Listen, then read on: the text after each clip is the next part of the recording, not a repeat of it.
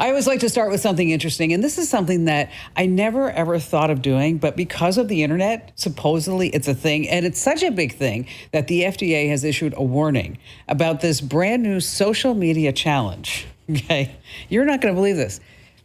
It's where people are cooking chicken in NyQuil. Or why would they even think of doing this? Well, they're inhaling the medicine's vapors while they're cooking it so that this way they get another effect, so they go to sleep quicker, I guess. Don't want to do this. It actually hurts your lungs. But if you do this, rest assured, it's actually going to work. And you see, on that happy note, welcome once again to Tech Refresh. It's your weekly fun show about all things digital. Now, this is part of the Komando Today podcast. You get Tech Refresh every Friday, so this way you can start your weekend. You're just going to love it. And joining us, as always, here on Tech Refresh, we have our amazing content queen, Ali Seligman. Ali, how are you going to enlighten us all today? On the bummer side, I have some fraud warnings you need to know about. But on the cool side, I have what I think is a really clever way to use one of the new iOS 16 features. That's awesome. And then we have, of course, our magnificent millennial and our total internet scout, Matthew Heffel. What do you have coming up, Matt? Well, we're going to talk about everything that came with the latest Windows 11 update, the best places to sell stuff online, and some video game drama on Twitter. Ooh, bum, bum, bum, bum. All right, let's get started already with the news. And these are some important tech developments to keep you in the know. And as you know, I love cars. I love going fast. And imagine if you could go fast on a motorcycle above the ground. Wouldn't that be something? Whoa. Well, this past week is the North American Auto Show in Detroit. And so what they were showing is a flying motorcycle. What? Yes, it can travel 62 miles per hour, and the battery will last, okay, this is the big womp, 40 minutes. Oh, well. So if you're up in the air and the battery's going down, talk about having like EV anxiety right there, you know what I mean? They say it's the work of a Delaware-based company called Aerowinds, and they make drones, of course, and unmanned vehicles. It kind of looks like the Jetsons soaring over New York City. It's called the Xturismo. It's called the Xturismo. Say that 8 times.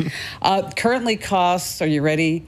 $777,000. Whoa! Jeez, Right. wow.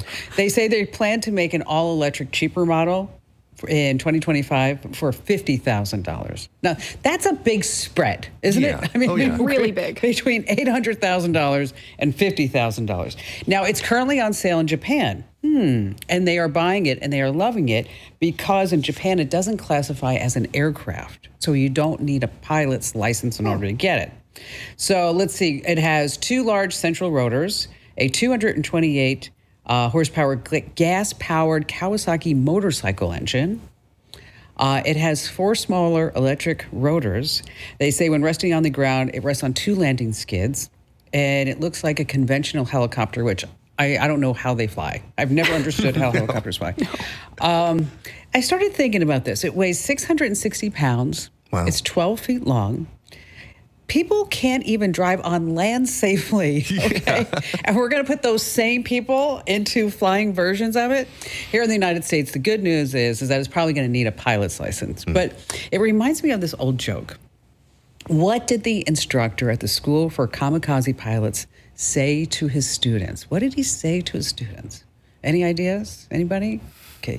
He said, watch closely. I'm only going to do this once. Oh, no. I know, that was bad.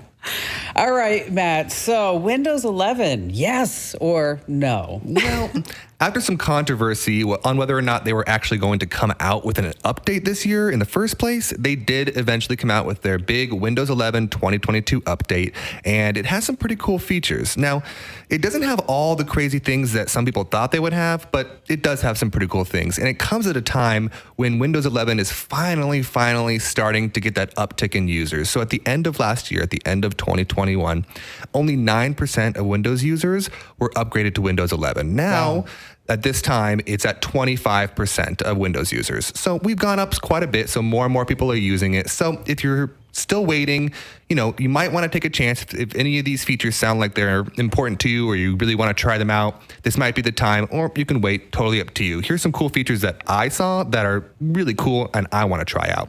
The first one is system-wide live captions. Ooh, say that 5 times. System-wide live captions. So they've added these where anything that you're going to be listening to, if it's a video, a podcast, live radio streams, you can get the captions on your computer live as it's going on, and it'll automatically predict those captions. Now, it's not perfect, but it is really cool feature that a lot of people are using for people that are listening to something with an accent, or if it's in another language, or if you're hard of hearing. So any of those are good reasons to upgrade to that. The second one is customizable start menu. So when you start up Windows 11 before, it would give you an idea using the determined things of what you had done in the past to give you programs that you normally use. Now, you can now customize that and say, hey, I want it to be all graphics stuff, or I want it to be all word processors or Office stuff. And it'll put those on your home screen automatically when you start up the Windows 11. Okay, how boring would that be, though? If everything was all word processing. Maybe you're a big word processor, Kim. Maybe you're writing a novel, America's next great novel, And then Well, you let's just see. want I that open. have my Microsoft Word, and then I have Grammarly, and then I have AbiWord just to be... Hey, maybe write it in all 3 and check it all out. The final one is a big one, voice controls for your PC. Now, a lot of other devices already have this, but Windows has finally released it. Now, they say it's not quite finished, so they're calling it a, quote, preview, but it is on the new Windows 11 update, and it is working. It doesn't work perfect. A lot of users that have already updated are seeing some problems with it, but it does exist on the system. R.I.P. Cortana. Yeah, right? We're just going to pretend like that never happened, huh? Yeah, or Microsoft Bob. Ooh, yeah. Or Clippy. Oh, I liked Clippy. I liked Clippy, Who too. didn't? Who Clippy didn't? was cute.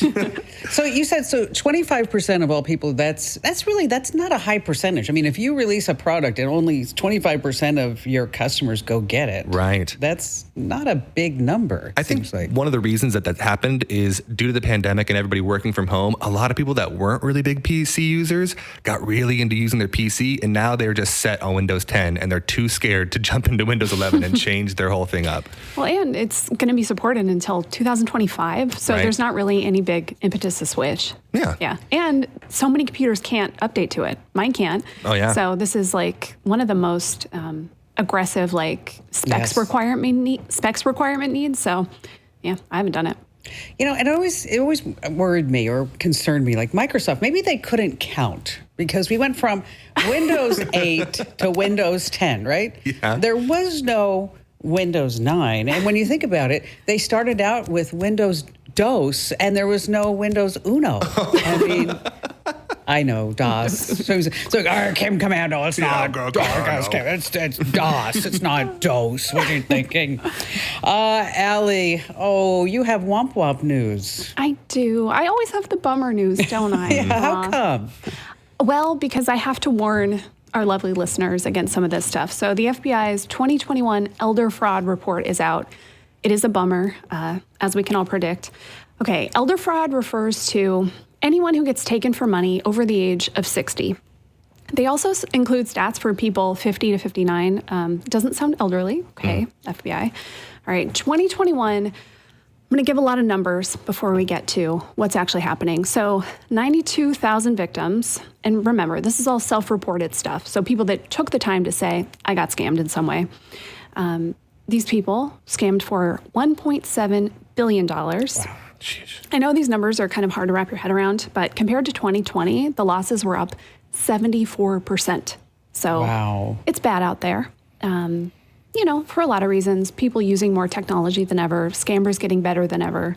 So let's look at what these scams were. And remember, this is not, like I said, self-reported. So if it's just maybe $100, people probably aren't going to go out of their way to report that. We're talking big losses here. The average, about $18,000. Well, Allie, I don't know if they know how to report it. That's a really good point, Kim. Because I'm thinking about like the guy who got scammed for $120,000 that called the show. Yeah.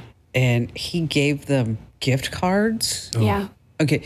he didn't know what to do. And then there was the other one. Do you remember the woman who called and said that her husband just kept falling for every scam? Over and over. Yes. And then I'm like, the Internet Crime Complaint Center. She's like, what? Yes. Yeah, the FBI catalogs all this stuff. And the more that it's reported, the better. They can get more information on this stuff, go after the people doing this. So, yep, on the FBI site.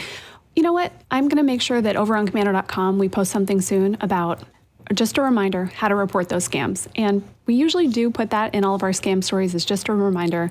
Yes, go report this.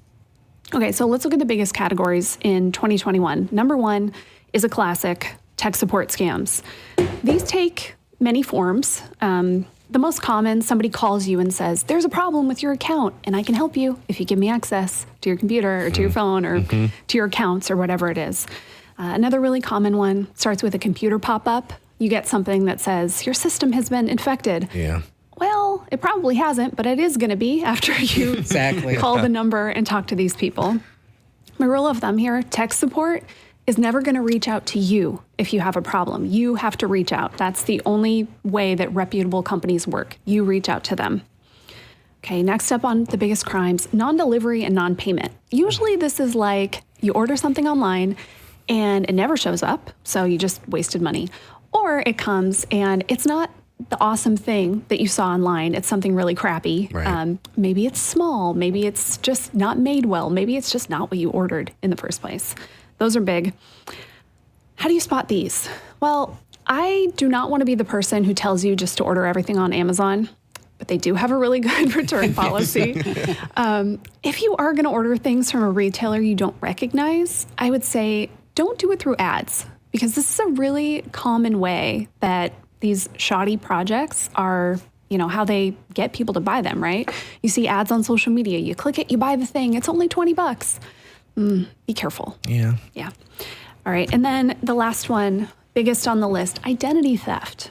Identity theft always makes me sad, especially in this context, because a lot of times it happens from someone in your family or someone that you know closely. Yeah. So for this one, set up a password on your computer. Don't keep a list of passwords next to your computer.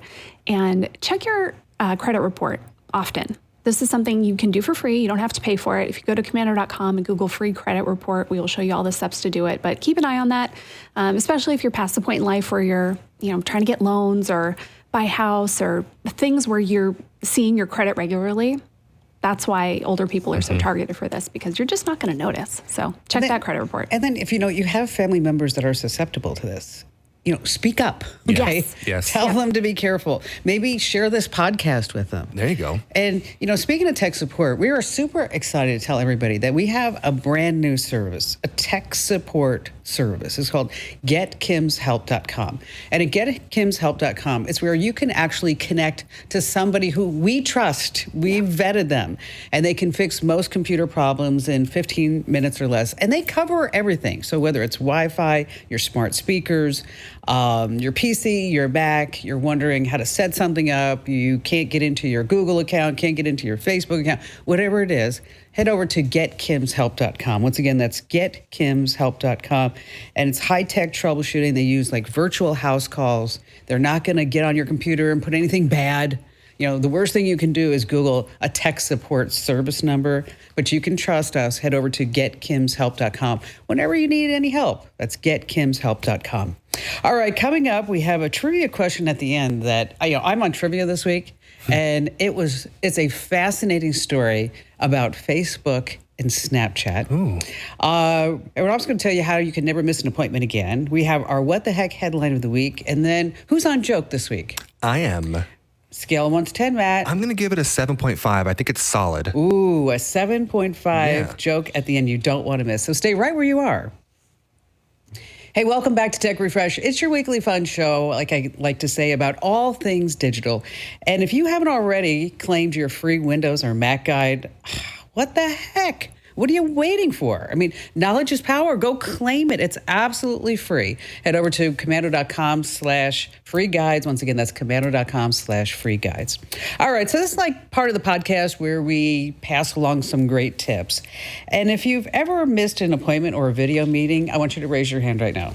Yes, all of us. It seems like whenever that Google Meet comes up, it gives you the advance notice, like 10 minutes, 20, 20. And you sit there and go, oh, I can get my whatever I'm done until then.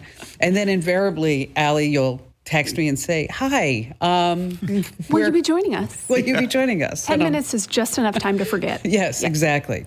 So those days are over. There's a secret setting in Google Calendar. So every morning you get an automatic daily rundown of your schedule without even opening Google Calendar. And so here's the deal. It's a simple way to keep track of all these appointments and meetings. And it's great to use with Teams too, so that this way you can share your calendar with others. And it really does work very well with Teams as far as Google Calendar. So anyway, to stay on top of things, so Google Calendar is going to send you a list showing all your tasks, all your meetings right to your inbox every single morning. So to set it up, first you have to find the calendar, obviously, right, where you want to get the daily emails. And then you tap the 3 dots menu in order to open it up. And then near the bottom of this menu, I know it's like, the scavenger hunt, but at the bottom you're going to see other notifications. And that's where the gold is. It's called Daily Agenda. And you can say email, and you're like, oh, thank you, Google, so much. So if you missed all those steps, you can do it. You can replay this part of the podcast, or you can just search for Daily Agenda in Google Calendar, and then all those steps will pop up for you. But I turned that on last week, and I've been so far, Girl Scouts honor, I've been doing really well, staying on schedule. So if you have trouble, you might want to try that Daily Agenda. Now, Matt, you've been selling stuff? Yeah. Selling stuff online can be confusing, right? There's so many different sites. You can go to Facebook Marketplace. You can go to eBay. You can go to OfferUp. There's a dozen more that I could list out, but it's always hard to know which one should I sell my thing on. So here's a few of the ones. I'm going to get into a story afterwards, but I want to give a rundown of the big three that everybody uses and what they could be used best for.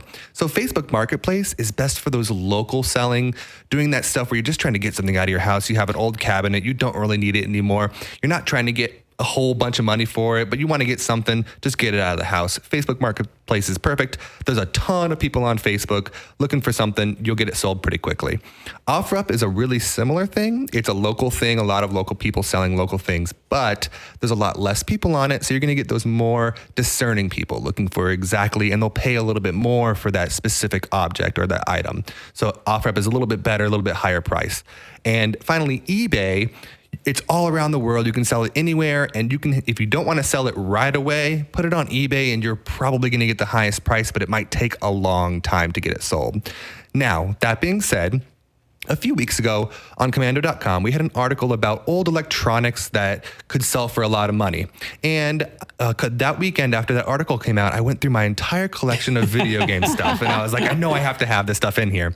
And I found an old Guitar Hero Xbox 360 guitar. Ooh. And that was one of the items in there. So I was like, you know what? Let's just try and see if it really is going to sell for a ton of money. So I put it on eBay a few weeks ago. And just this last weekend, it sold for $120. No way. I think I bought it for $35 That's awesome. like 10 years ago, and it's just been sitting in my closet unplayed for at least 5 years. And boom, just sold. So that was amazing. And I was like, what other things that I might have are going to be worth that kind of money? So I went on eBay and started looking for things that I used to have, not things that I really have anymore, but these will blow your mind. The first one is Pokemon Blue version, which is the old Game Boy cartridge from like 1998. If you have it out of the box, it's going to sell for $100. That's not even in perfect condition, just the cartridge. If you have it in the box sealed, it's worth $5,000. Oh, wow. There's an old Zelda game called Minish Cap. If you get that unsealed in the box, $24,000. Whoa. And then an original Nintendo Entertainment System action set, which is like where you can move around with your old Nintendo system, $3,800. So Go in your closet, check out things that you might have. Go on eBay. You might have millions of dollars worth of old games just sitting there in a dusty closet. You never know. Gosh, I wish that we would have had this conversation about a year ago before I got rid of everything when we were getting ready to move. It was like, enough of this. I can't handle all this. And, and Ian, I asked Ian to come home and to go through all of his stuff. And because he was in college at UC. And he's like, oh, Mom, I can't, you're studying, blah, blah, blah. Wow. Right. One of those. And so I just told the movers, I said, pack it all up, everything in his room. Just pack it up and ship it to his house in Los Angeles. It's your problem now, kid. So I'm thinking he might have some of this stuff in there. Yeah, I'm sure. And so there were some things that I couldn't put in boxes and didn't really work out. So just imagine he's a 21-year-old guy, right? Yeah.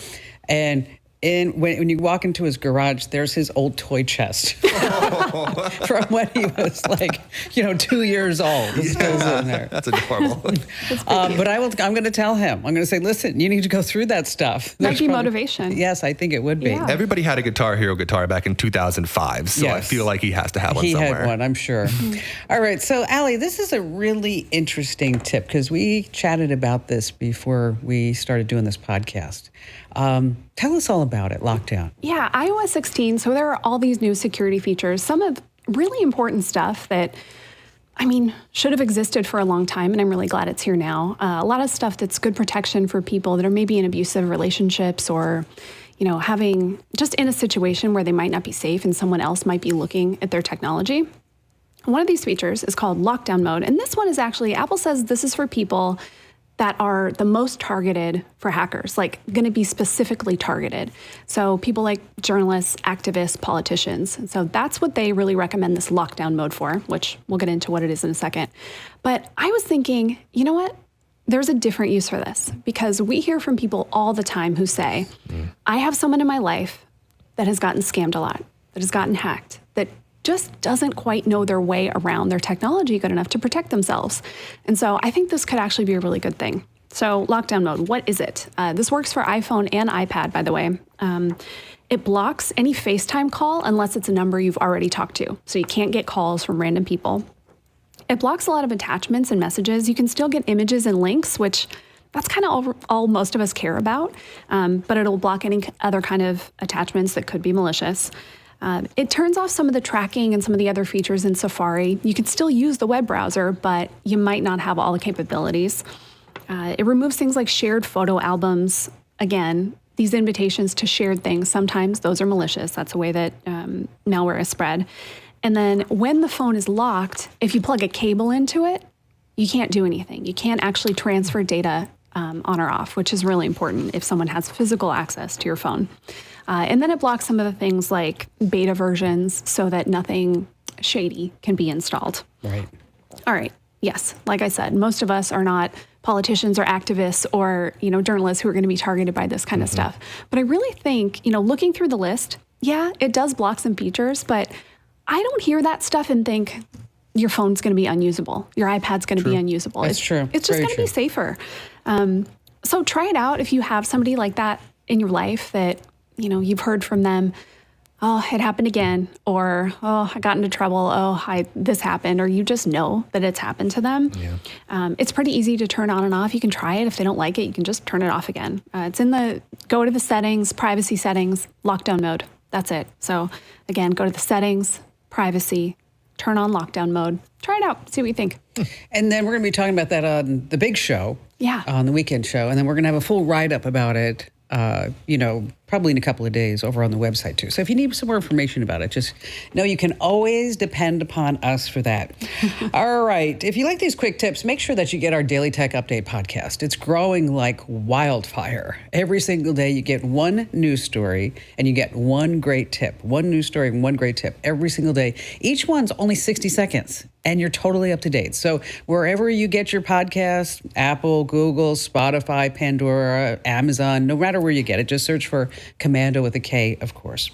All right, coming up, we have our What the Heck headline of the week that you have to stay for this one. Just trust me on that, all right? I am not going to say anything other than great balls of fire.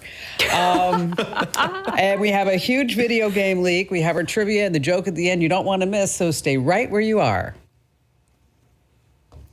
Hey, it's Tech Refresh. It's your weekly fun podcast about all things digital. And if you're not already getting our specific newsletters for your devices, oh, come on. Head over to komando.com/subscribe. And we've got newsletters for Windows, Apple, Android, small business, breaking news, tips, you name it. And then you can just select the newsletters that you want. Don't worry, we're not going to sell your email address to anybody. We're not a spammer. You can trust us. Head over to komando.com/subscribe.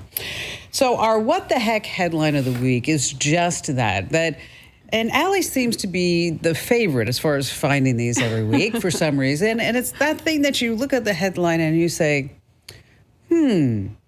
what was that they're saying? What happened with that? So, goodness gracious, great balls of fire, Allie.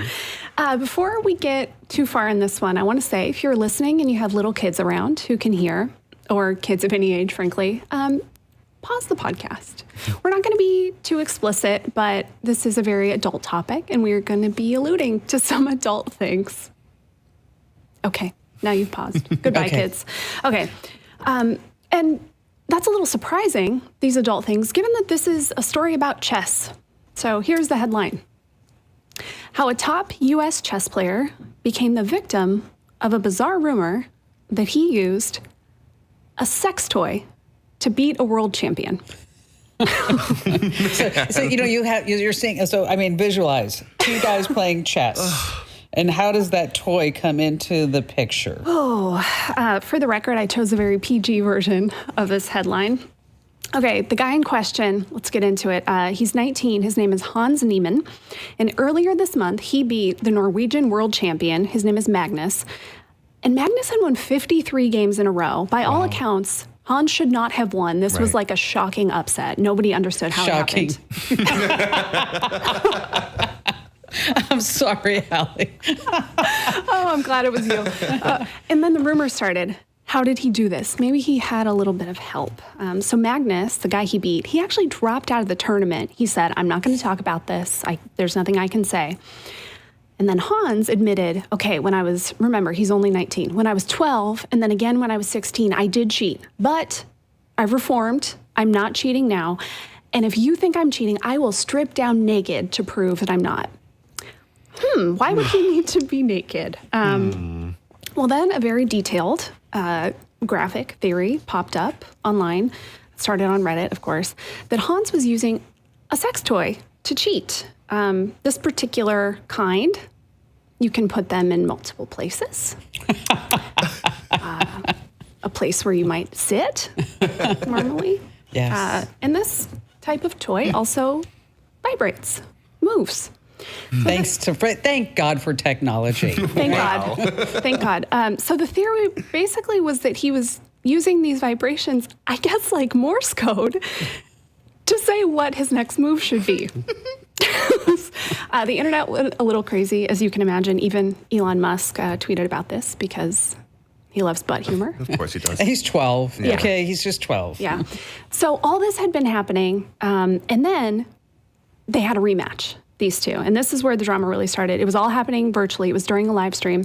And after two moves, Magnus switched off his camera and he just left. He dropped out of the tournament. He's not pleased that this guy is still playing because he thinks, presumably, that he's cheating. Right. There's no proof that he's cheating yet. Nothing has been proven. But if there is an update, I will Thank you for that. Yeah. update you if the buzz Must is know confirmed. Shocking Ooh. details that will come out. Hopefully. Out. All right. Well, we're going to switch gears, Matt. Okay. Yeah. All right. And you're our dedicated internet scout. And what the heck is the web talking about? Chess. Aside from chess. I really love talking about people getting upset about nothing on Twitter. This isn't about chess and weird other things, but it's constantly, every other week, there's a new thing that people are just getting weirdly upset for no reason on Twitter. And that happened again this week. So it gets really into tech. So this week there was a huge leak, and it wasn't, let me start over.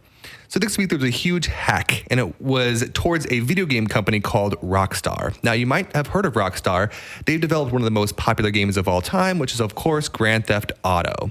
Now, 10 years ago, they came out with Grand Theft Auto 5, which was the best-selling video game of all time. In the first 3 days that it came out, it sold over $1 billion in the first 3 Wow. days. Now, it's been about a decade, and they're finally about to release Grand Theft Auto 6. Well, this week, they were hacked by a hacker named Teapot Tuber Hacker was his name. Teapot Tuber Hacker. Is that his real name? Yes. I'm assuming. Yes. Legal given name. Yeah. And he released a bunch of gameplay and screenshots and story from the game itself. Now, of course, Rockstar was upset and immediately said, we are really upset by this hack and we will do our best to try to get back past the security breaches. But what really took the cake was within these leaked pictures from the game, there was pictures of a woman main character, and Twitter just went off. They're like, oh, how can there be a woman main character in Grand Theft Auto? That's not the way it's always been, and blah, blah, blah, blah. And that was the big takeaway. Not the cool new features or... It's just that there's a woman. They were just about the whole woman. Oh, darn it. What will we do? Just getting into Grand Theft Auto. Right. Why is that happening? At the end of the day, Rockstar did come out and they made a statement, but they did not acknowledge the fact that there was a woman. So Twitter is still, right now, I'm sure, going off about this topic. As we speak. As we speak. And, and the ones that are doing it are the NPCs. Of course. Hey, listen, if you're not already following us on social media, what are you doing? Come on, stop ghosting us. Head over to Instagram.com/KimComando. That's where I post more personal photos and things of that nature. Twitter.com/KimComando. It's all news and stuff like that. And then, of course, Facebook.com/KimComando, LinkedIn.com/KimComando. You get the gist because you're smart. You listen to Tech Refresh. So wherever you are on social, make sure that you follow us. Hey, coming up, we have trivia and a joke, so stay right where you are.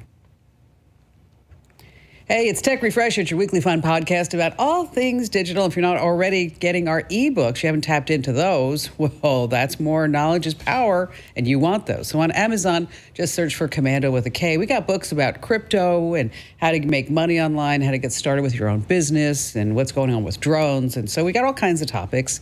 And whatever you're interested in, I'm sure you'll find it. Just search for Komando on Amazon with a K, of course. All right, so this is the last week for our contest. Correct? Correct. Okay. And so if you're a new listener to Tech Refresh, we've been doing this over the last several weeks, and where each of us had to pick one thing that we hated to do. And if we lost, we actually had to do that one thing. Now, mushrooms are dirt. I hate mushrooms. I hate eggplant. I could have done that. Mix eggplant with mushrooms. I love eggplant. I'm making eggplant for dinner. Ooh. Oh, gross. It tastes like mush. That's what it's like, mushy. That's all it is. So I had to eat a big plate. Notice that's past tense. I had to eat a big plate of mushroom risotto. But then we've determined by doing some high-level math that no matter what I do, I still am not going to lose. So that's why I'm doing the trivia this week, because it's the last week. And Matt, you have to eat canned olives and drink the juice. Yep. Oh, man. In one sitting, Matt, within 5 minutes. Yeah. Don't be thinking you're going to be streaming this over 24 hours. I have a week to With eat a this straw. can of olives. Yes. And Allie, of course, has a tremendous fear of heights. And she is going to go to the Skywalk and have dinner on the Grand Canyon. No, she's, Allie, you're going to go indoor skydiving. Indoor skydiving. Yep. Which it's perfectly safe most of the time. So I wouldn't worry about that. It's like 50%. And so now it's between you two. So what's the score? Well, it's 8-6. Oh. So this might be just kind of our victory lap. Yes, it might just be our victory. But hey, let's see, Matt, how close you can get it. We'll see. If I can get the exact date and number and... All right. Yes. Okay. Well, we're going to go back to 2012. Okay. And that was when Facebook's Mark Zuckerberg was the richest 20-something in history. And then there was Snapchat's Evan Spiegel. He was 23 years at the time. And so Zuckerberg reaches out to Spiegel and says, hey, listen, I think we ought to meet. So they show up at a private apartment in Los Angeles that Zuckerberg had arranged. And Spiegel brings his co-founder, Bobby Murphy, who's the chief technical officer for the whole Snapchat. So Zuckerberg there in this confidential meeting, no phones, no electronics or anything, tells them about Facebook's new product called Poke. I don't know if you remember Poke. Poke was a mobile app for sharing photos and making them disappear. Sounds a lot like Snapchat, doesn't it? Mm-hmm. And Zuckerberg goes through and tells them all about this new product. And Spiegel says, It was basically like Zuckerberg saying, we are going to crush you. Okay. The day after Poke launched, it hit #1 in the iPhone App Store.